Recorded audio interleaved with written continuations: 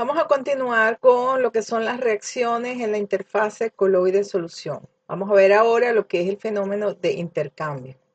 Antes de hablar del fenómeno de intercambio, vamos a aclarar algunos conceptos.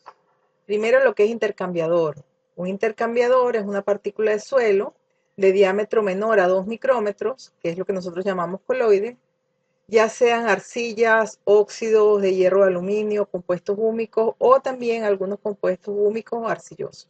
Otra definición importante es lo que son los iones intercambiables.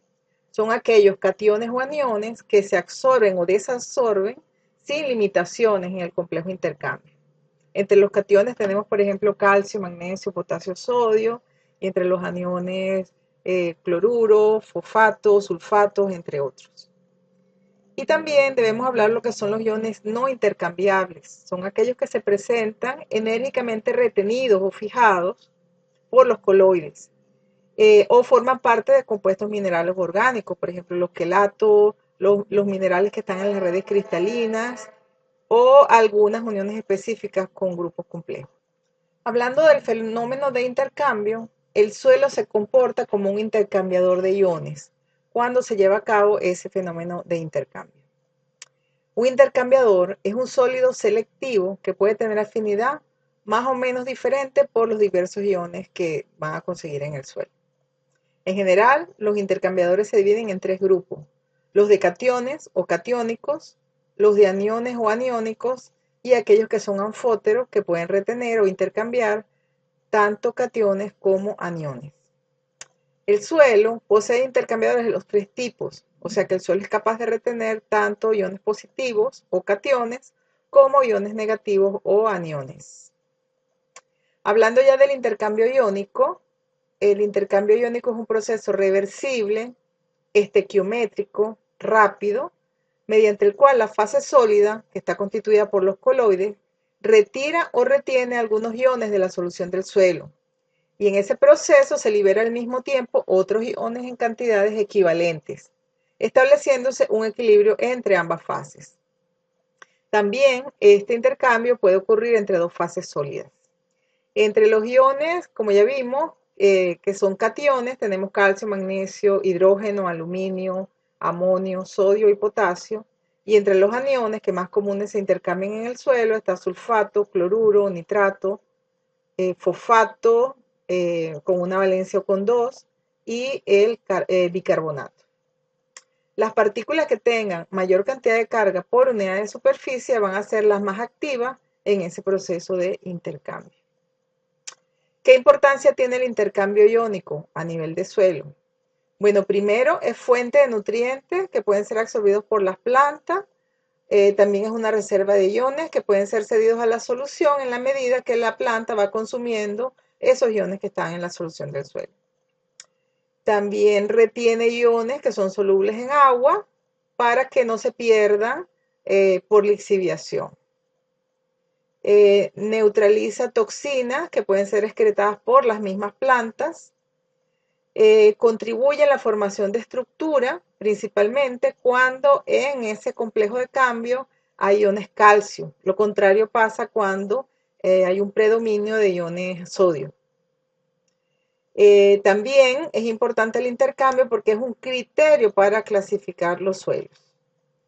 Y por último, el tipo de iones presente en el complejo de cambio afecta el pH del suelo. El límite entre las soluciones interna y externa de la doble capa difusa puede ser considerado como una membrana semipermeable, a través de la cual pasan los iones desde una solución externa hacia la solución interna o viceversa. Cuando un mol de carga de un catión se mueve del interior hacia el exterior de la doble capa, otro milimol de carga debe moverse en sentido contrario para que el sistema permanezca en equilibrio. El intercambio de cationes retenidos en la fase coloidal por cationes en la fase solución es en esencia una reacción química y como tal posee las mismas características. Una de estas propiedades es la equivalencia, que se refiere a que las cantidades intercambiables son químicamente equivalentes. Es decir, un milimol de carga de un catión se intercambia por un milimol de carga de otro catión. Por ejemplo, 0,023 gramos de sodio se van a intercambiar con 0,02 gramos de calcio o con 0,012 gramos de magnesio o 0,09 gramos de aluminio. Otra propiedad es la reversibilidad. Las reacciones de intercambio son reversibles en casi todos los casos. Los cationes polivalentes pueden ser más difícilmente de intercambiar al formar enlaces covalentes más fuertes. Otra de las propiedades es la velocidad de la reacción.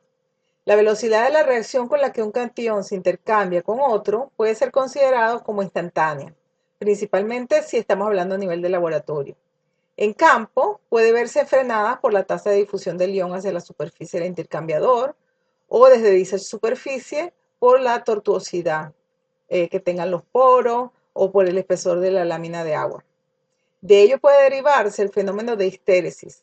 Histéresis o histeresis es la influencia en la dirección, o sea, que un proceso tiene un diferente comportamiento cuando se realiza en una dirección que cuando se produce en otra dirección. En los intercambios en sitios interlaminares de las arcillas 2 a 1, esta relación de velocidad puede ser un poco más lenta. Con relación a que cumple con la ley de acción de masa, la dirección de la reacción siempre va a depender de las concentraciones relativas de los iones. El efecto de la dilución de valencias se expresa en la dependencia que hay entre un intercambiador catiónico y la valencia del catión. La dilución favorece la absorción de los cationes de mayor carga. Esto tiene importancia para el desplazamiento de un catión por otro, dependiendo de la concentración de este utilizada en el intercambio. Esta característica es muy usada en el manejo de suelos salinos. Otra característica es el efecto de los cationes complementarios. La facilidad de reemplazamiento de un ion depende no solamente de la naturaleza del mismo ion, sino también de la naturaleza del resto de los iones que ocupan las posiciones intercambiables. A los demás cationes que ocupan dichas posiciones se les llama iones complementarios con respecto al ion que estamos haciendo referencia. Por ejemplo, el potasio es más fácilmente reemplazado por hidrógeno cuando su ion complementario es calcio, que cuando está acompañado por amonio o por sodio. Otro efecto es el del anión asociado al catión. Se ha demostrado que la reemplazabilidad de los iones varía con la naturaleza del anión que está en la solución de reemplazamiento. Por ejemplo, en algunos suelos que tienen alófano, que es un material volcánico, se ha encontrado entre 50 y 150 centimoles de carga en la capacidad de intercambio catiónico, diferencias entre 50 y 150, cuando la determinamos utilizando cloruro de sodio o cuando se usa fosfato de sodio. Aparentemente, lo que pasa en ese proceso que se realiza a nivel de laboratorio es que los fosfatos bloquean las cargas positivas, por lo cual aumenta el total de cargas negativas netas y afecta la determinación, en este caso la determinación de capacidad de intercambio catión. Y por último, tenemos el efecto de los coloides específicos. Aquellos coloides que tengan mayor densidad de carga tienen mayor preferencia por los cationes de mayor carga. Muchas investigaciones han demostrado que la reemplazabilidad de varios cationes varía con la naturaleza del coloide, cuando todos los otros factores son constantes. Resulta de interés poder relacionar las cantidades de los iones absorbidos con su concentración en la solución del suelo para poder predecir su comportamiento. Las ecuaciones de intercambio relacionan los iones absorbidos por los coloides del suelo y los que están presentes en la solución. Muchos investigadores han tratado de buscar ecuaciones que permitan conocer las constantes de equilibrio en estas relaciones de intercambio, ya que es muy difícil determinar las relaciones de actividad en la fase absorbida. Por tanto, se han desarrollado diversos modelos que permiten estudiar el intercambio iónico. Estos modelos pueden ser fórmulas empíricas que se refieren al intercambio de un solo ion, pero también pueden ser modelos termodinámicos. En este cuadro vemos algunos modelos presentados por Zapata en 1986. Tenemos fórmulas empíricas como la Freundly y la Muir, que son muy utilizadas en los estudios de suelo, y también tenemos los modelos termodinámicos como los de Kerr, Banzelo, Capón, entre otros. Por ejemplo, Kerr en 1928 basó su ecuación en la ley de acción de masa. Banzelo, por su parte, en el año 32, se basa también en la ley de acción de masas, pero dice que las actividades en la fase absorbida son iguales a la fracción molar. Los iones en esta fase se comportan como cristales mezclados. Por su parte, Gapón, en 1933, se basó en que la absorción de los iones es similar a la absorción de los gases sobre la superficie. En esta fórmula, C más y C más 2 son las concentraciones en milimoles de los cationes, ya sea mono o divalente. Y así tenemos otras ecuaciones. Hay que destacar que ninguna de estas ecuaciones es completamente satisfactoria y no pueden ser aplicadas universalmente debido a un gran número de variaciones que dependen de la naturaleza de los minerales arcillosos, por ejemplo, de la naturaleza de los cambiadores, de la concentración de los iones y de la concentración de arcilla, entre otros. Con base a las deducciones anteriores, Schofield llegó a la fórmula de equilibrio partiendo de las concentraciones en solución y en la forma de intercambio. La ley dice que cuando los diferentes cationes presentes en solución están en equilibrio con gran cantidad de iones intercambiables, un cambio en la concentración de la solución no altera el equilibrio, siempre y cuando los iones monovalentes sean cambiados en una sola proporción, los divalentes al cuadrado y los trivalentes al cubo. La ley de Schofield es importante porque relaciona la totalidad de los cationes intercambiables y con todas las valencias, a diferencia de las fórmulas anteriores que solo tomaban en cuenta a los cationes mono y divalentes. Como ejemplo, tenemos que las concentraciones de calcio y de aluminio necesarias para reemplazar al sodio, tanto en dilución como en soluciones concentradas, se pueden obtener aplicando la ley de Schofield, como se aprecia en el siguiente cuadro. Fíjense que la segunda y tercera columna, que corresponde con las cantidades de calcio y de aluminio que hay que aplicar para reemplazar el sodio en el complejo de intercambio, se obtienen al elevar la primera al cuadrado y la segunda al cubo. Se aprecia en este cuadro que es más fácil intercambiar el sodio por el calcio cuando el medio está más diluido que cuando está más concentrado. Esto puede tener muchísima importancia en la recuperación de suelo sódico con base a calcio. Vamos a hablar ahora de la propiedad del suelo llamada intercambio catiónico. El intercambio catiónico o capacidad de intercambio catiónico se refiere a la cantidad de cationes retenidos en forma intercambiable a un pH determinado, expresada en centimol por kilogramo de suelo. También podemos conseguir por allí, aunque es una unidad que está en desuso, a la capacidad de intercambio catiónico expresada en miliequivalentes por cada 100 gramos.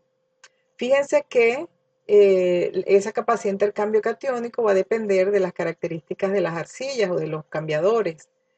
Por ejemplo, vamos a conseguir siempre cantidad de cargas mucho mayor en aquellos tipos de coloides que tengan mayor superficie específica, tanto interna como externa. Vemos aquí el caso de la caulinita, que tiene una superficie externa de entre 10 y 30 metros cuadrados por gramo, que tiene una menor capacidad de carga negativa, entre 2 y 5, a diferencia de la momoyorinita, que tiene una superficie interna y externa mucho más grande, y eso se refleja en una mayor capacidad de carga, entre 80 y 120 centimol por kilogramo. Ahora, ¿qué importancia tiene la determinación de esa capacidad de intercambio catiónico? Bueno, primero, esa capacidad de cargas que tiene el suelo de intercambiar iones controla la disponibilidad de los nutrientes para las plantas, los cationes en este caso, como potasio, magnesio, calcio, entre otros. Controla la pérdida de esos mismos cationes por lavado, ya que los elementos quedan retenidos y no están sujetos a las pérdidas a través del agua por gravedad. Interviene en procesos bien importantes en la estructuración del suelo, como es la floculación y la dispersión, que no solamente afecta el estado estructural, sino también la estabilidad de los agregados. Regula la absorción de algunos cationes tóxicos para las plantas, como por ejemplo el aluminio. y determina el papel del suelo como depurador natural, al permitir la retención de algunos elementos contaminantes producidos debido a las actividades antrópicas o también contaminantes naturales, como por ejemplo el cadmio. Aquí tenemos en este cuadro los rangos de capacidad de intercambio catiónico de algunos de los coloides del suelo. Si se fijan en el cuadro, la caulinita tiene un rango entre 3 y 15. Esos rangos pueden variar, depende de la referencia donde lo consultemos, pero bueno, están allí, más o menos son unos valores bajos, entre 3 y 15 centimol por kilogramo. La esmectita tiene mucho más. La clorita y la hilita tienen una capacidad de intercambio entre 10 y 40. Eso es debido al tipo de arcilla que, que, que es. La vermiculita es una de las que tiene mayor capacidad de intercambio catiónico. Fíjense, por ejemplo, los óxidos y los materiales amorfos de hierro y aluminio que tienen una muy baja capacidad de intercambio catiónico, y la materia orgánica es la que más tiene, entre 150 y 250 centimol por kilogramo. Fíjense que en los suelos, que es una mezcla de materiales, tanto orgánicos como inorgánicos, nosotros vamos a conseguir unas capacidades de intercambio catiónico que pueden variar entre 0 y 50 centimol por kilogramo. Aquí vemos la capacidad de intercambio catiónico de algunos coloides. Estos coloides son más o menos los mismos que vimos en el cuadro anterior. Tenemos materia orgánica, que es una de las que más tiene, vermiculita, etc. Pero acá estamos diferenciando, no solamente se presenta el rango, sino que estamos diferenciando entre lo que es la capacidad de intercambio catiónico total, en este caso determinada a través de cloruro de bario o trietanolamina, y lo que llamamos la capacidad de intercambio catiónico efectiva, que un poco se asemeja a lo que es la capacidad de intercambio catiónico debido a cargas permanentes y la capacidad de intercambio catiónico debido a cargas variables. Fíjense, por ejemplo, que en la materia orgánica, gran parte de su carga es una carga variable. Pero en minerales como la momorionita, gran parte de su carga es más bien de tipo permanente. Lo mismo pasa con la hilita, que su carga es mayormente permanente. Y en el caso de los coloides como caulinita, gipsita o huetita, la mayor parte de la carga, incluso en el caso de la gipsita y huetita, toda su carga es de tipo variable. Ahora, para nosotros determinar la capacidad de intercambio total, la podemos hacer a través del punto de inflexión, como se ve en la gráfica que está colocada a mano derecha. Para obtener este punto de inflexión, se satura el suelo o el material, en este caso el coloide, con aluminio, y luego se va adicionando cloruro de sodio y posteriormente se titula y se determina el pH para cada incremento en la adición de la base. Con estos datos se puede obtener una curva como la que ustedes ven allí, donde tenemos el pH por un lado y los centimoles de NaOH agregados. Y en la gráfica, el punto de inflexión me va a indicar dónde termina la carga permanente y dónde comienza la carga variable. El punto de la concentración, el punto máximo, que es lo que se ve allí como expresada como CT, es el punto donde el pH alcanza el equilibrio y representa la capacidad de intercambio catiónico total. Esta capacidad de intercambio catiónico total sería la carga permanente y la carga variable. De estas evaluaciones, de estos ensayos con estas curvas del punto de inflexión, se ha podido determinar que también podemos, en el caso de suelo, podemos calcular la capacidad de intercambio catiónico total a través del método de cloruro de bario trietanolamina. Vamos a ver ahora los factores que afectan la capacidad de intercambio catiónico. Entre ellos tenemos la valencia del ion. En general, este es el factor más importante para determinar la proporción relativa de absorción o de desorción de un ion dado. Vamos a ver que los iones bivalentes se van a retener con más fuerza que los monovalentes. y a su vez los trivalentes se retienen con más fuerza que los divalentes. Con relación al radio iónico, para iones de igual valencia, aquel que tenga un mayor radio iónico va a tener o va a sufrir de una mayor absorción. Otro factor es la concentración iónica. Esa concentración iónica va a depender del grado de sustitución de un catión por otro. A mayor concentración va a haber mayor capacidad para desplazar por efecto de acción de masa y vamos a ver que un aumento en la dilución favorece la absorción relativa de los cationes divalentes y disminuye la de los cationes monovalentes. Otro fenómeno, otro factor que hay que considerar es lo que llamamos la histeresis. Algunas veces ha sido difícil alcanzar el equilibrio verdadero en un proceso de intercambio iónico debido a este fenómeno de histeresis. Este fenómeno consiste en que el comportamiento de un ion es diferente dependiendo de cuál es la superficie de intercambio y cuál haya sido el tipo de ion que originalmente saturaba esa superficie. Este fenómeno de histeresis es más frecuente en iones heterovalentes que en los iones monovalentes. Ahora vamos a hablar de la influencia del tipo de coloide sobre la capacidad de intercambio catiónico. Muchas investigaciones han demostrado que la reemplazabilidad de varios cationes varía con la naturaleza del complejo de intercambio cuando consideramos a los demás factores como constantes. En forma general, los cationes son menos retenidos en los coloides minerales que en los coloides orgánicos, donde son fuertemente retenidos.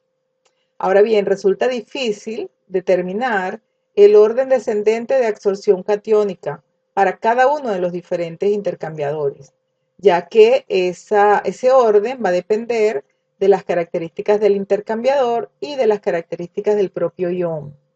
Sin embargo, se han conseguido valores de selectividad para diferentes coloides como el que vemos en este cuadro. Fíjense que, por ejemplo, la hilita tiene una mayor selectividad por el aluminio, seguida del potasio, del calcio, del magnesio y del sodio, independientemente de la carga del ion. Mientras que la caulinita tiene una mayor selectividad o afinidad por el calcio, seguida del magnesio, potasio, aluminio y finalmente del sodio. Fíjense que para todos los coloides que vemos en este cuadro, la menor selectividad siempre es para el ion sodio. Ahora bien, vamos a ver lo que es el efecto del contraión. Algunos aniones diotrivalentes le confieren una mayor capacidad para ser absorbidos los cationes que los aniones monovalentes. Por ejemplo, fíjense allí que vamos a tener una menor absorción cuando el anión que acompaña al potasio es el cloruro, seguida del sulfato y seguida del fosfato. Esto ha sido conseguido en condiciones experimentales. Otro efecto importante, otro factor que afecta la capacidad de intercambio catiónico es el pH. Eso ya lo sabemos porque el pH incrementa las cargas cuando el suelo tiene coloides de carga variable. Otro factor, es el grado de hidratación del catión. Ese grado de hidratación afecta la distancia entre las partículas cargadas y el catión. A mayor hidratación del catión, va a haber una menor absorción, una menor fuerza de absorción de las partículas hacia el ion y por tanto las partículas van a estar más separadas. Fíjense acá en la figura cómo el catión calcio, que tiene un menor radio de hidratación, hace que las partículas estén más juntas y su presencia va a hacer que el suelo o las suspensiones del suelo tiendan a la floculación, mientras que en el caso del ion sodio, que tiene un radio de hidratación muy amplio, se rodea de muchísimas moléculas de agua, allí las partículas van a tender a estar más separadas y por tanto se va a tender a la dispersión. Vamos a hablar ahora de los métodos para determinar capacidad de intercambio catiónico. Esta propiedad del suelo ha sido ampliamente usada en los estudios de fertilidad y de caracterización. Se han desarrollado diferentes métodos que se diferencian en el índice que se usa para la determinación, el cation índice que se usa para la determinación. Los pasos son más o menos los mismos. Comienza con una saturación del suelo, con una cantidad en exceso de una sal, de un catión. Generalmente es una sal de acetato, de cationes como amonio, potasio, sodio, zinc, cobre, entre otros. Y la idea es que este catión sature todas las cargas negativas de ese suelo. El catión que nosotros vamos a usar como índice debe tener algunos requisitos. Por ejemplo, debe ser fácil y exacta su determinación. No debe dar turbidez cuando sea lavado. Debe reaccionar solo en los sitios de intercambio, lo que es lo mismo, no debe ser fijado en las arcillas o en los coloides del suelo. Debe ser soluble al pH que nosotros escojamos para la determinación. Y es importante que el suelo no contamine la determinación. El siguiente paso luego de la saturación es el lavado. Este lavado generalmente se realiza con alcohol y la idea es retirar el exceso del catión que se empleó para la saturación y que quede solamente el catión en los sitios de intercambio. Es frecuente que con este lavado se produzca algún tipo de dispersión, principalmente si el ion que nosotros usamos como índice es el ion sodio. Generalmente el alcohol que se usa para este lavado elimina las fuerzas de atracción entre los iones y el medio, pero el número de lavados debe controlarse, ya que algunas veces puede haber problemas de hidrólisis del sodio y se ocasionan errores en la determinación. El paso siguiente es el desplazamiento. Este desplazamiento se produce con otro catión. En la figura vemos, por ejemplo, que el catión índice es sodio y después lo reemplazamos con potasio.